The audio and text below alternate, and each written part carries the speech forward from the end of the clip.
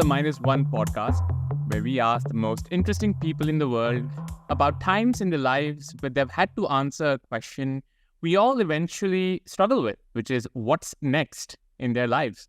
Because before you launch at zero, you have to decide what to launch at -1. I'm your host, Aditya Agarwal, a partner at South Park Commons, joined this week by my co-host, Ruchi Sangvi, who is the founding member at South Park Commons. Thanks, Aditya. We're both very excited today to be joined by Lloyd Blankfein. Lloyd was the CEO of Goldman Sachs from 2006 until the end of 2018. And most notably, he led Goldman Sachs through the 2008 financial crisis. After leaving Goldman in 2018, ostensibly, Lloyd is back in the -1 phase. Yeah, welcome, Lloyd. So, to kind of start us off, you're a New Yorker, born and bred. So maybe we can kind of go back to the very beginning. Tell us a little bit about the Linden projects and where you grew up. Your dad used to work for the U.S. Postal Service, and your mom at a burglar alarm factory. Both pretty different, from Goldman Sachs. So I'm trying to just tell us about the early days. Well, I grew up in, as you say, I grew up in Brooklyn, which is a stone's throw from Manhattan. But I probably went into Manhattan no more than 3 or 4 times. 2 or 3 of those times would have been to the Radio City Christmas show when when my parents brought me there. I might as well have been 400 miles away, and not just 4 miles away. But for those of you who visit the island of Manhattan, there's a lot of New York City around that, and I know I'm one of those outer borough people. I grew up in the Linden projects, public housing.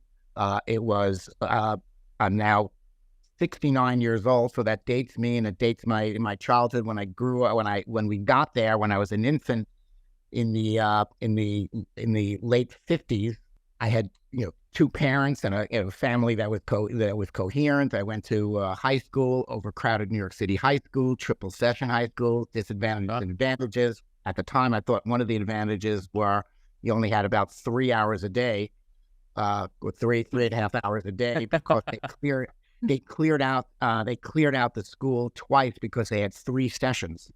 And so that seemed like a good idea at the time when I was a kid. Looking back, that's not necessarily the way to do things.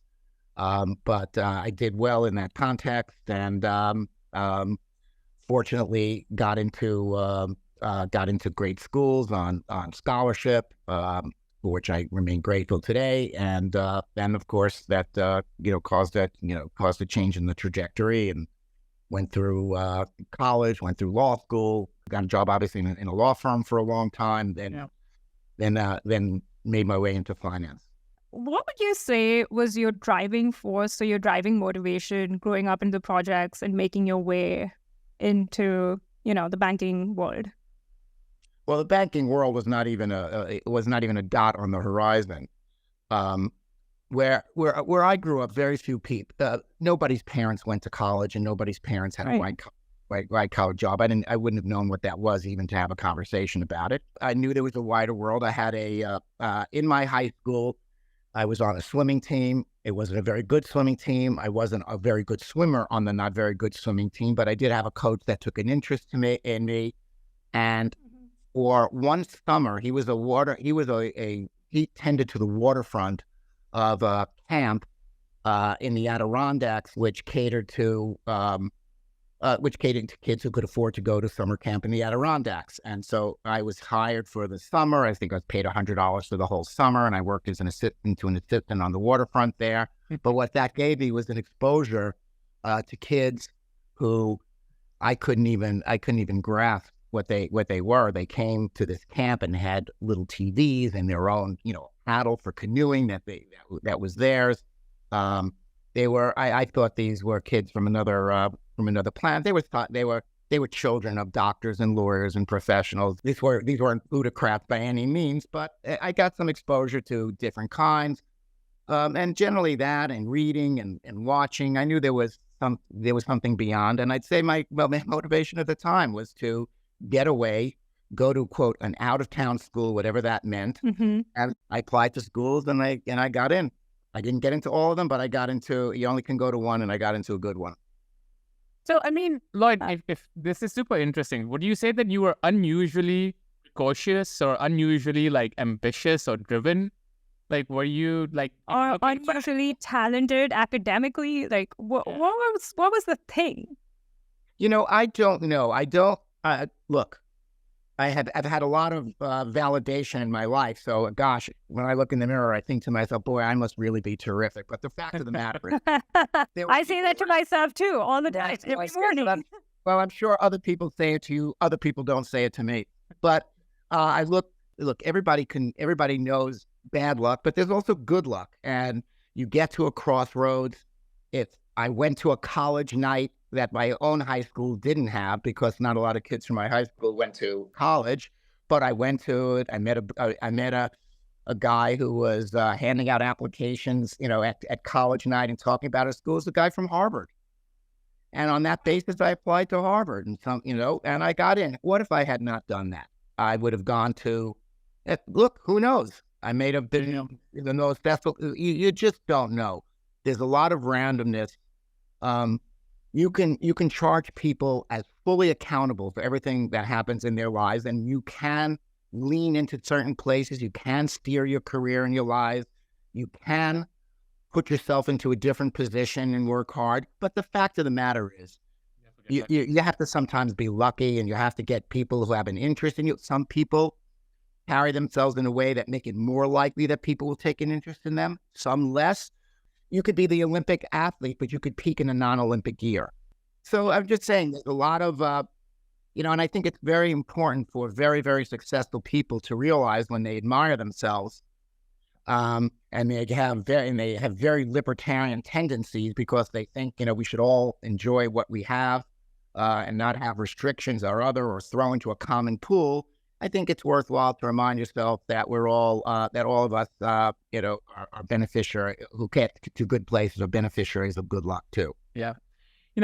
I think something I tell a lot of people at SPC, but even in looking back at my own career, there have just been these pivotal points of like people I've met, projects I've taken on, things that have been successful. And a lot of the times that it springs from serendipitous kind of like lucky meetings. And I always tell people, like, you can make yourself a big target for luck, make yourself a big bullseye so Lady Luck can get to you, but you still have to get a little lucky. Of course, I don't know. And lucky always sounds, when you say somebody is lucky, that always sounds good. There's good luck and bad luck. But look, we would not be having this conversation had I not been CEO of Goldman Sachs. Would I have been CEO of Goldman Sachs if my predecessor wasn't appointed Secretary of the Treasury? When he still had a lot of runway ahead of him in this job, who knows? I could have retired as his number two. Who knows? Right. And so that's the point. That said, when you're in a leadership position, you're organizing things, you have to hold people accountable. It's not always useful to. It's not. Yeah, exactly. Yeah. Exactly. Okay, so I want to talk about you becoming CEO of Goldman Sachs. When I think of Goldman Sachs, I think of it as like a bunch of elite athletes. I like that point of view. Keep that up. Super competitive. Everywhere, all the time. I'm just curious, in that environment, how did you rise to the top?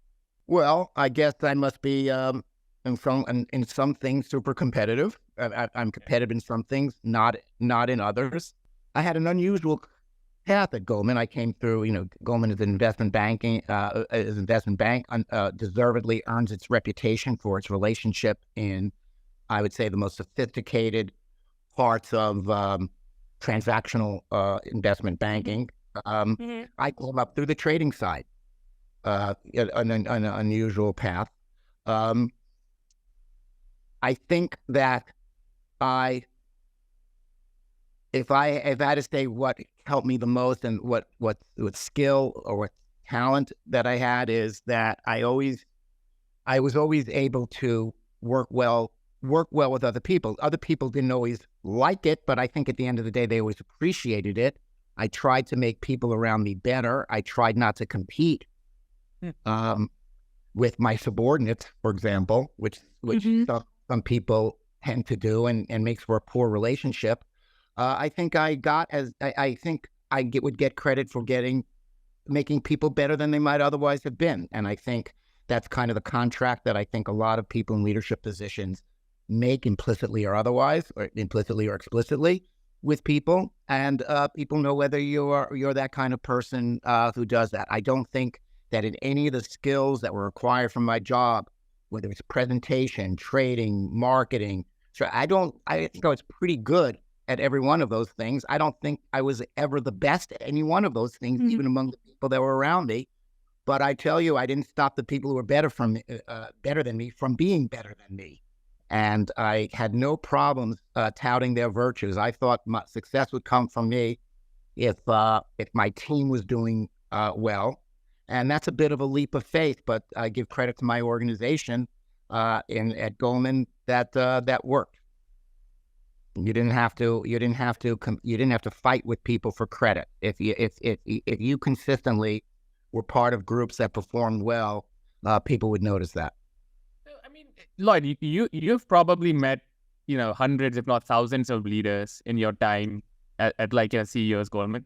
Would you say that this kind of non-zero sum thinking in organizations is rare?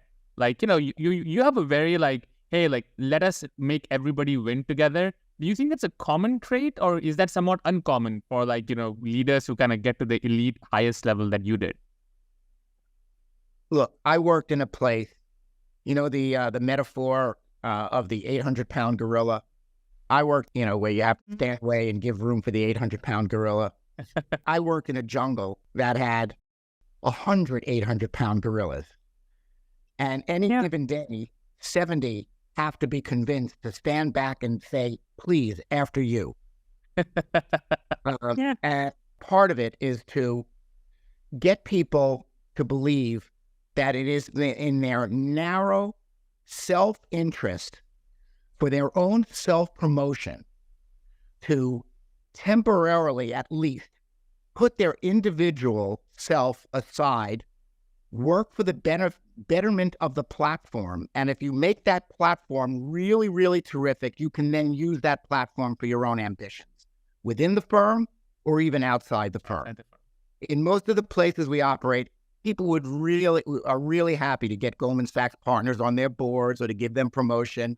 Yet another head of a regional Fed the other day where a Goldman Sachs alum was appointed. That doesn't seem to be a detriment on your resume to have that. But that's because the platform itself has been really tended to and really enhanced. And then it's available for all the people who are part of that network and part of that alumni group, existing employees, to benefit from that platform that they invested in. But if it was every man or woman for himself or herself all the time, the platform wouldn't be that good. We might have some individual stars, but even they wouldn't be as good or as valuable or as important as they were. So following up from that, I believe Goldman Sachs is a platform, and I think that if you do have a very strong platform, you have a voice that can be heard. But what in your mind was Goldman's distinct quality? Like, what made Goldman Sachs Goldman Sachs? Why is it so far and above all its competitors? First of all, Goldman Sachs is not it's a big bank. You've certainly heard about it. But if you look among the big banks, it has a relatively small population. It's not a full service, it's not a large scale, it's a large scale consumer bank, and not really a mass affluent kind of a business. And so, for one thing, where we recruit and the people we hire tend to be on the higher end of things, very ambitious. Goldman has been a bit of a graduate degree for people in that respect, and people have gone on into different things, a lot of different diverse activities, but they're regarded as competent. So because of that reputation, we attract people who are like that, who then become more like that, and it's a virtuous circle. And I'm happy to say that 25 years after the IPO, and that's also a reason why Goldman Sachs had a distinctive culture. It stayed private for a very long time. But even 25 years later, I think Goldman Sachs, and deservedly enjoys a reputation as a place where people in finance would want to go start their career. Look, there are other places like that. I think Apple has that reputation in design. Procter & Gamble historically in marketing. You look at marketers all around various groups. A lot of people have roots in Procter & Gamble. You're not guaranteed lifelong success. GE in industrials. Yep.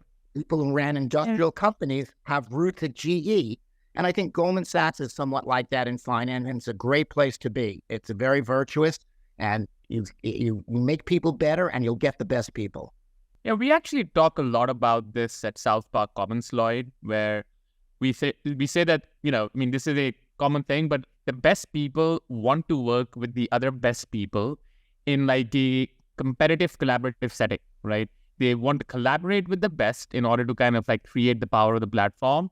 But they also have like a slight, way of pushing each other to kind of find the best in each other. And I think this happens in everywhere from like elite athletes to orchestras to academia to cutting edge research institutions to Goldman. And I think it also applies to entrepreneurship, at least kind of like in starting companies.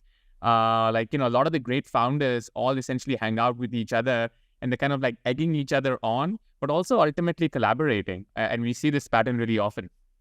And driving each other and competing in a friendly way. Look, we have that situation now. I think if you look back, and I'm trying to think, could it have been like this in the Gilded Age in the late 19th century, where people who are very successful, very wealthy, and don't seem to have lost a step and don't seem to have lost any element of their ambition, and you realize that people are performing because of their sense of competition and their sense of collegiality with peers and just their interest in the subject matter and the topics. It's a wonderful thing, because certainly people would have lost the economic incentive a long time ago, and yet they seem every bit as motivated, maybe more so. Look, when people go into combat, who are they? Everybody's thinking of God and country, but really people are performative for the people next to them who they went through training with. And those are their peers. And I think we have that today. And I think we've had that. I've had that in my own firm. I think of what will so-and-so think of me. By the way, in crisis, which Goldman Sachs managed to, we always seem to have the crisis of the century every 4 or 5 years. But I always used to tell people in my own firm, look, you're a cohort going through life together. You may be in your 20s. You may find yourself this very hard to believe, but your other colleagues who are also in their 20s, maybe early 30s, roll the clock forward 25 years, and may be running all the powerful institutions in the world. And though that's hard to believe, that is the case. You will age into that cohort, and the how you perform now, and sometimes it occurred in a crisis, will determine your reputation with the people around you who may not seem that important today, but they will be, I assure you. And that reputation will be embedded and very hard to shake. So take my advice, perform for them now, because memories are long, and the memory of you that is formed today will determine the confidence that people have at you at very key moments when they're very much in a position to have a lot of influence over you. Lloyd, that gave me goosebumps, because the people that I remember all the time are the people that I was in the trenches with. And if I was ever going through a pivotal moment right now professionally, those are the people I would call upon. Actually, and the people who take your call, the people who remember you fondly in that way. Speaking of crisis, because I really want to get into this question. You were at the helm of Goldman in 2006, and then the financial crisis hit in 2008. Yes, I remember. How could you not? Most people would erase that from their memories, but, the financial crisis hit in 2008. What was that like? What was the darkest days during those crises? What was your rock bottom? The crisis unfolded, started, you could see signs of it. You watch these, movies, and the horses start to act a little nervous, and the chickens start to cackle, or the birds start kind of like, circling around like in a Hitchcock movie. And we sort of had that happen in 2006, 2007. We had a fund that was, an arbitrage fund that on a very volatile day would move 4 basis points. I remember sitting in a movie theater just looking at the P&Ls instead of the movie on my BlackBerry at that time, and looking down, and I say, oh, gee, it moved 7% today. What?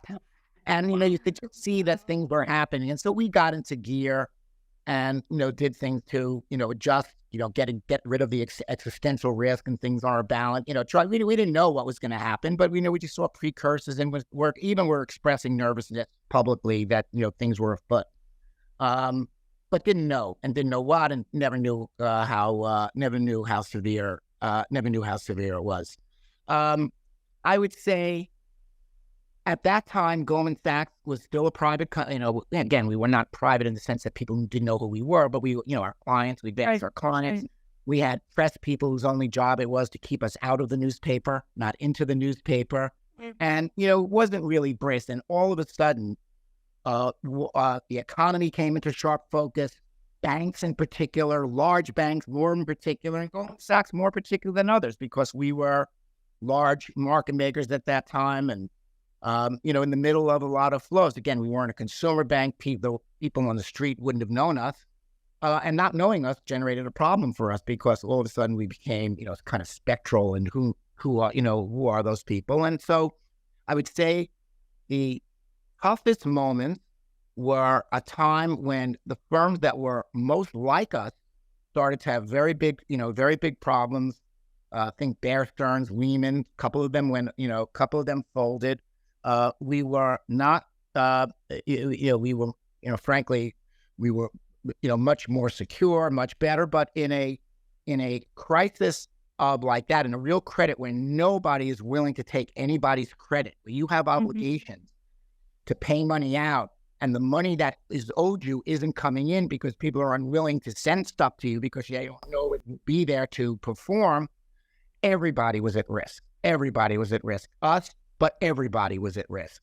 And so there was dark moment number one, where the crisis entered into a phase where, is there such an effect of panic that it's like a tsunami? You could be you could be a 6-year-old child or an Olympic swimmer could be standing on the same beach. Both would drown.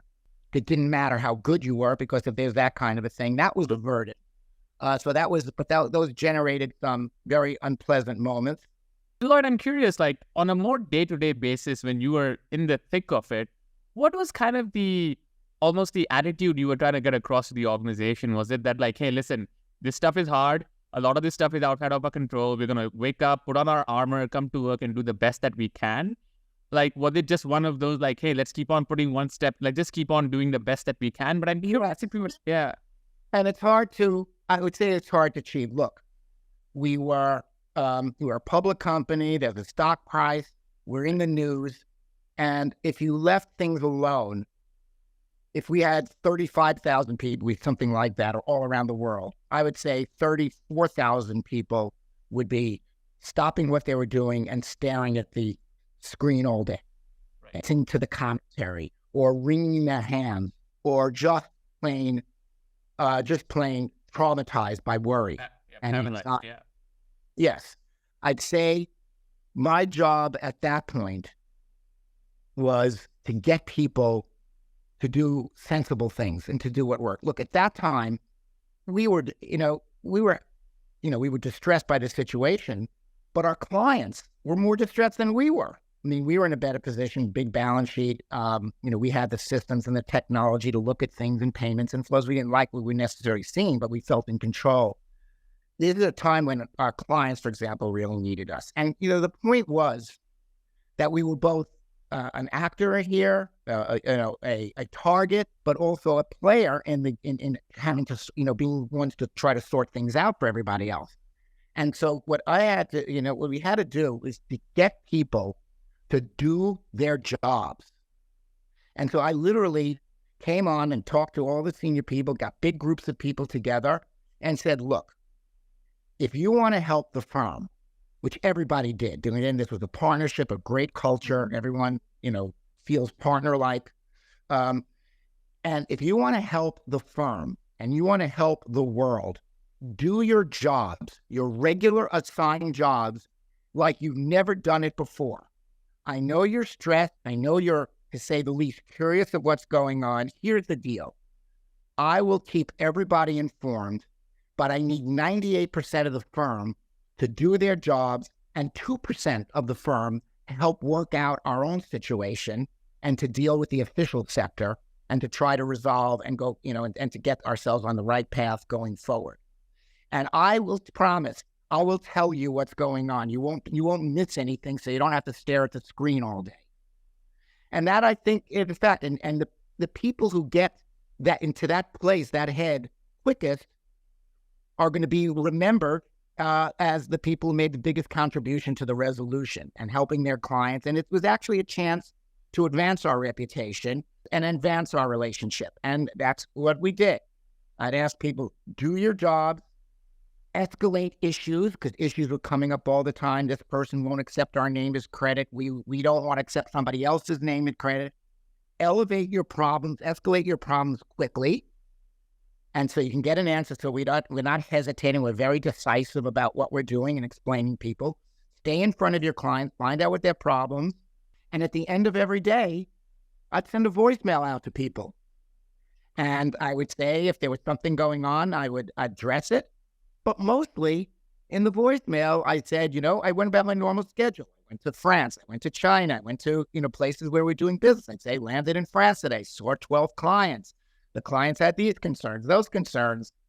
We were able to do this. We did a good job for them in this. We sorted this out. I'm a little bit concerned in this area. And I would send a voicemail to 35,000 people. Wow. And a lot of it was didn't address on point specific problems, but rather showed that I was doing my job too.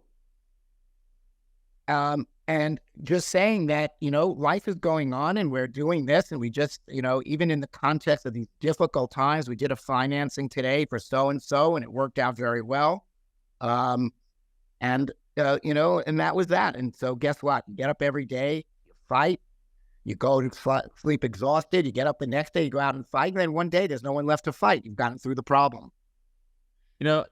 This is incredible, I would say, tactical day-to-day advice for crisis resolution at the highest scale. And also, also for CEOs in wartime. Yeah. It sounds like, you really have to lead by example, even more so when you're in wartime. In a crisis, you find out a lot about people. We had people who are, in the resumes, brilliant athletes and, guys who are, fabulous people, and some people were some of those people were hyperventilating in a corner, and then we had people who didn't look like they could walk up a flight of stairs without stopping 3 times in the middle, and they were magnificent. And so you learn about people. You also learn about yourself, which is the most important person to learn about. But a lot of things were, one of the things I would say to myself, and I still say to myself sometimes, no choice, no problem. In other words, you're in a situation, you didn't volunteer. Yeah. It just came upon you in a wave. So what are you going to do? You have no choice. So it wasn't hard to get going. It was unpleasant, but it wasn't hard. For me, hard is when I have to pick my wife comes to me with, 2 different identical shades of white and says, I just did this to Aditya yesterday. So which one shall we use in our house? And they both look the same to me. And so and then you pick one, and she's like, "Why? Why did you pick that one?" So to me, that's hard. But if somebody says, you got to get this done, or the building will explode, it's not a hard choice. Yeah, that's true. Yeah, it's true. That's amazing perspective. Thank you for sharing that. That's inspirational. Yeah, that was really useful. I am curious though. I think of the banking industry as a services-related business. At the end of the crisis, I did feel let down. And I'm just curious to get your take. What did you think of the bailouts that were offered? What did you think about the lack of regulation or the new regulation that was put in place? What were your thoughts at that time? Well, at that time, my thoughts were related to, the practicality of survival in the system. But if you try to regulate the world so that no one ever takes a risk and that it can't happen again, you'll turn the entire country into a treasury bill and there won't be progress. That's right.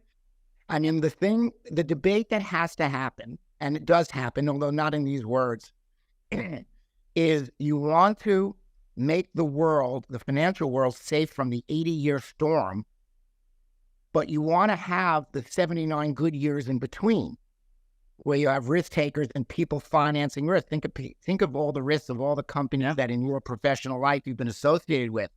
Those companies were underrated way earlier than anybody knew that they would become the behemoths that they are. People took risk in those areas. Banks financed them. And you know something? If they turned out to be wrong, people would have had losses. If the losses were so big and so extensive that they jeopardized the system, maybe some rules and laws might have changed. But if you organize yourself around the principle of avoiding the risks that could, under certain circumstances, lead to that, you'll end up with a very low growth system. So anyway, I kind of strongly agree with your philosophy that risk is risk. Without risk, there is no gain.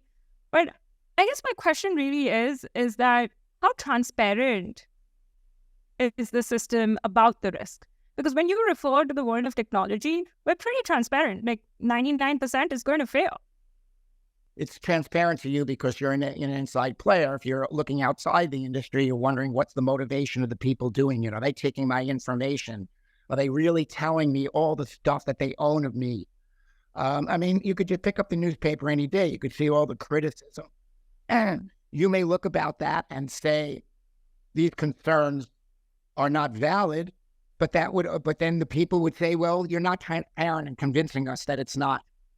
These aren't valid concerns. Similarly, in finance, very highly regulated. Everything that's done is overseen. We can't even use a cell phone to conduct business. It has to be a registered cell phone that gets taped to do anything that touches our market, and regulators look at this, but it's not transparent to you because you're not a core member of that system. I would say that the Federal Reserve and our regulators know everything. By the way, just because they know it, they're people too.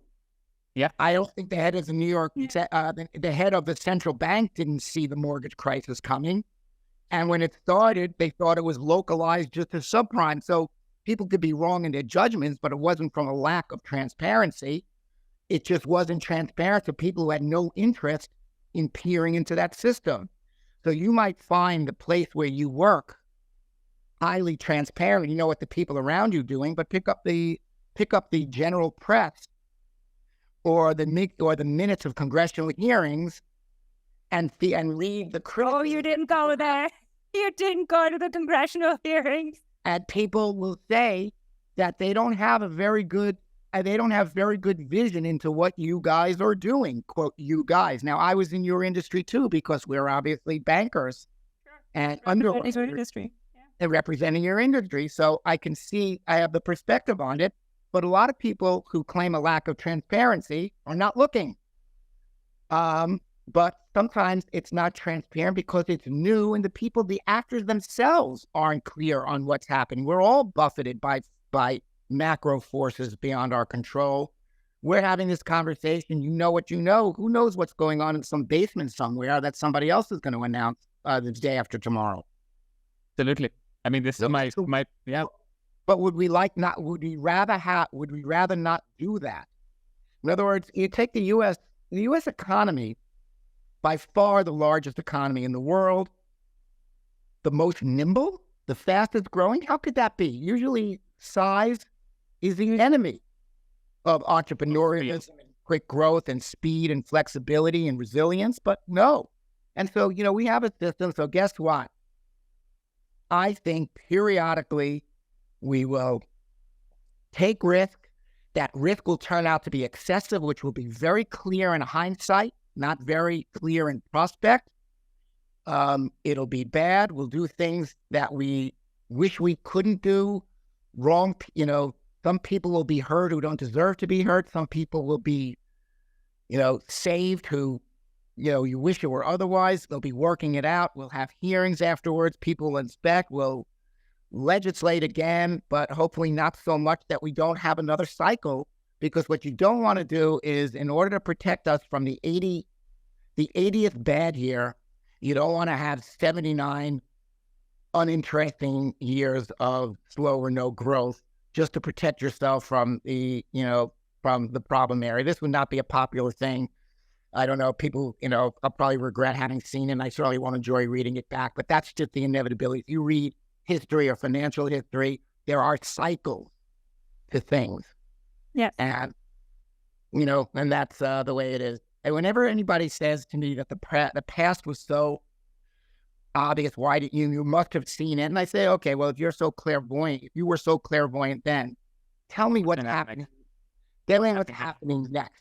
So you tell me whether all the money that's pouring into some of the projects that a lot of people are working on, and even if they're good, can all those companies be good? And blah, blah, blah. And when do those mistakes get written off? And how violently do they get written off? But if you legislate against making mistakes, you won't have any progress. When people leave a big job like yours, they kind of go through their different stages. First is often relief. Then because you're like, okay, I no longer have to do this thing day to day. Then you're a little lost. Then they often tells you euphoria of like, oh, I can do whatever I want with my time. I can go travel, and then after that, you start becoming bored and restless. Does this resonate with you? Like, I'm curious. Like, yes, of course. Whenever I see something that happens, somebody says, do you miss it? I said, yeah.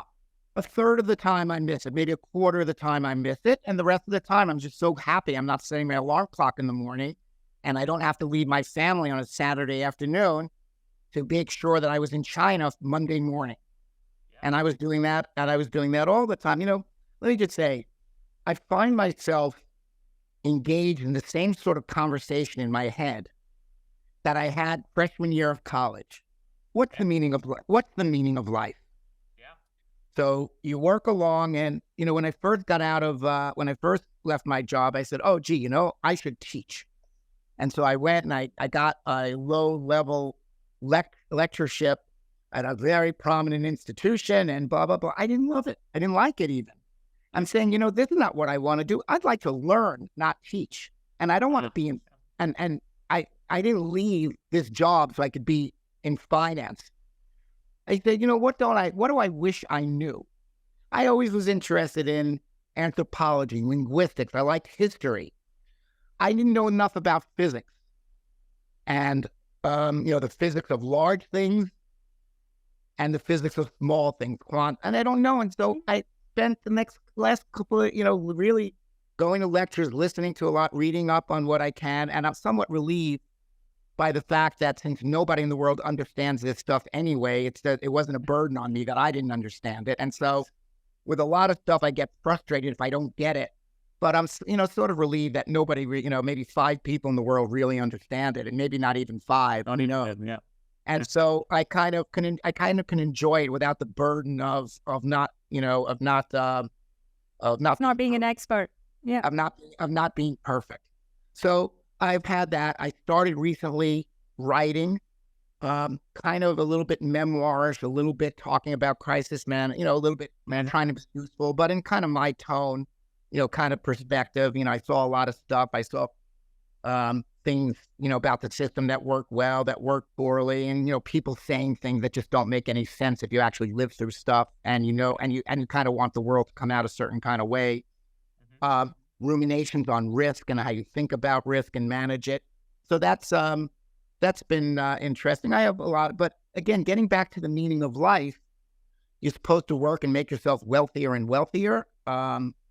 To be a benefactor for people you'll never know, either beneficiaries of charities that you'll never have met, or descendants that you'll never have met. Is that a big point? Or I don't criticize everything. You want to improve the world around you, but really, what's the meaning? What is it? What is it for? So I decide at the current moment, I think, I've always been curious about stuff, and now I have the time and luxury to get people to teach me stuff that I don't know, or to read about it, and have Audible and great courses on tape, and I can go through a menu and learn about stuff that I didn't know before. So that's happy. And of course, if I pick up the paper and some people have done something that I think, of course, I could have done better, or I think they're doing things in a dopey way, I pick up my grandchild's plastic telephone that's connected to nothing, and I rail and I rail into it, and I give fabulous advice to no one on the other end. So yes, it's frustrating sometimes not to be engaged at a very high level in policy and to be effective in that way. And I miss that for sure. And at other times, I am relieved that I don't have to pay the price of that, which usually involves running around the world all the time and spending, most of your time on an airplane or in other places so that you can meet those people that will inform you and who you in turn will inform and engage with. So they're trade-offs and things. So I will probably find the right balance the day before I expire when it's all too late. Are you learning for learning's sake, or do you want to have it accumulate into something? I don't know. And again, it gets to the meaning of life. What's the point? I mean, I can just think of all the people 100 years ago who were just like us, who are having these conversations that nobody knows about anyway. I mean, I think, look, you want to make a contribution to the world. When I see people in distress, it tears at me just like it does probably to you. And you want to fix certain things, and you want to contribute money, and you want to contribute your time and effort to a certain amount of things like that. But in terms of, do I really want to look? I'm working on a book project now, and I say, gee, what's this at? Will I feel? I have a sense of wanting to have something that contains myself in some way. But then I think to myself, what's really why? I already know everything I know. What's the value? And you get into these debates and stuff. Look, when you're sitting around as a freshman, I found motivation a lot easier when I was young, getting out of the project, in school on scholarship, had student loans, and was very poor. Right. Because then I sort of knew what I had to do as a matter of survival. With my, with all the freedom I've acquired as a result of such success as I had, now I have choices. God, sometimes on a day where my calendar's clean, I say, what a luxury. And then I spend the next 10 hours thinking of what I want to do. And by the time I figure out what I want to do, it's time to go to bed. I have to make this pitch. You should consider joining South Park Commons, because it's funny because a lot of what people do to join SPC, our roots are as a learning community. It was kind of started by basically people saying that I've spent, 10, 15 years in the trenches going super deep learning about one thing. Now I just want to go learn about the new things that are happening in technology. No, I do. By the way, I like to learn about old things. And somebody, you go to dinner parties and the host says to you, who do you want to sit next to? I said, sit me next to anybody, because everybody knows something I don't know. And, it's like when you're a carpenter, every tool, every screw, everything has a name. Nobody knows that name, but the professional in that, the person who's working in that. But I'm always curious about this stuff. I'd like to know. I walk through the streets. I see a street sign, and the street says, Crosby Street. I wonder, who was Crosby?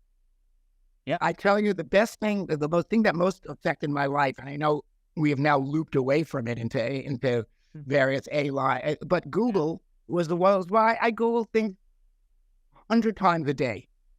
Wow.